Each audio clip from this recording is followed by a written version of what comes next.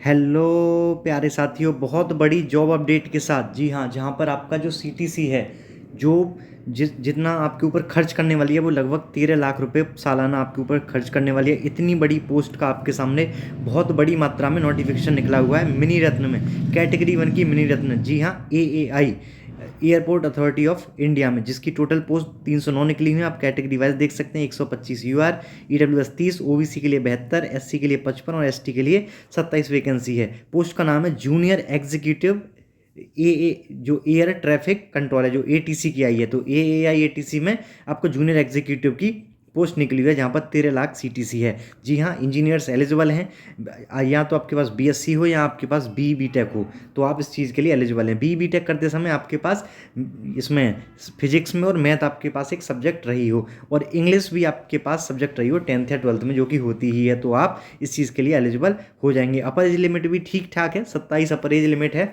24 मई 2025 तक, जो कि इस फॉर्म की लास्ट डेट रहने वाली है, तब तक ही आपके पास जो भी आपका बीटेक है या एज है वो सब कुछ 24 मई तक कंप्लीट हो जाना चाहिए। 5 साल का एज रिलैक्सेशन आपको मिलेगा इसमें SC ST के लिए, और 3 साल का ओबीसी, यानी कि 30 साल के ओबीसी वाले बच्चे भर सकते हैं और 32 साल के SC ST वाले बच्चे इस फॉर्म को भरने के लिए एलिजिबल हैं। 25 अप्रैल से फॉर्म स्टार्ट हो जाएगा और 24 मई तक, लगभग 1 महीने तक फॉर्म चलेगा। ग्रुप बी की, जी हाँ, ये जो जेई वगैरह होते हैं ज़्यादातर, SSC जेई भी ग्रुप सी की कैटेगरी में आ जाता है। बहुत सारे जेई, स्टेट जेई सारे के सारे ग्रुप सी में आ जाते हैं।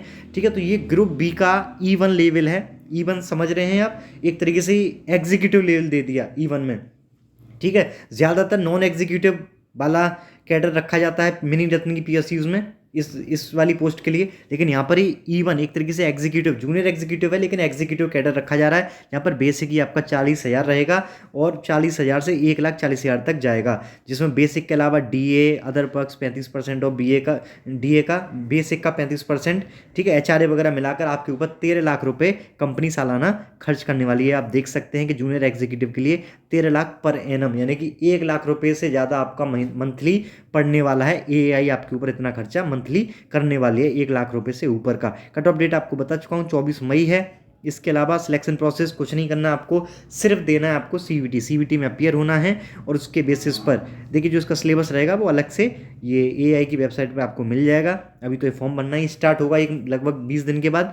ठीक है, तो आपको सीवीटी में अपीयर होना है। सीवीटी के मार्क्स के बेसिस पर आपको शॉर्टलिस्ट किया जाएगा आपके डॉक्यूमेंट वेरिफिकेशन में। उसके बाद वॉइस टेस्ट, यहाँ पर वॉइस टेस्ट होता है क्योंकि एयरपोर्ट, ठीक है, इनसे रिलेटेड चीज़ें हैं। बाकी आपको साइको एक्टिव सब्सटेंस टेस्ट हो सकता है, साइकोलॉजिकल असेसमेंट होगा, मेडिकल तो होता है। इस तरीके की छोटे मोटे टेस्ट हैं, यानी कि जो आपका मेन है वो सीवीटी है। सीवीटी के बेसिस पर आपका हो जाएगा एक मिनी रत्न में, कैटेगरी 1 की मिनी रत्न में 13 लाख सीटीसी वाली एक एग्जीक्यूटिव, जूनियर ही सही लेकिन एक एग्जीक्यूटिव E1 की पोस्ट पर आपका हो जाएगा यहाँ पर सिलेक्शन। किसी भी गवर्नमेंट जॉब में है आप, तो आपको फॉर्म भरते समय नॉन ऑब्जेक्शन सर्टिफिकेट वाला भी अनुमति आपकी चाहिए होगी, और जो जब डीवी वगैरह होगा तब आपको ये सर्टिफिकेट प्रोड्यूस भी करना पड़ेगा, एनओसी वाला। तो यही अपडेट है यहाँ पर। और ये फीस का जो बवाल है वो 1,000 रुपये सबको देना पड़ेगा, SC ST PWD और फीमेल को छोड़कर, और जिन्होंने AAI में अप्रेंटिस करी है उनको भी छोड़कर, उनके लिए फीस 0 रहेगी, बाकी सबके लिए 1,000।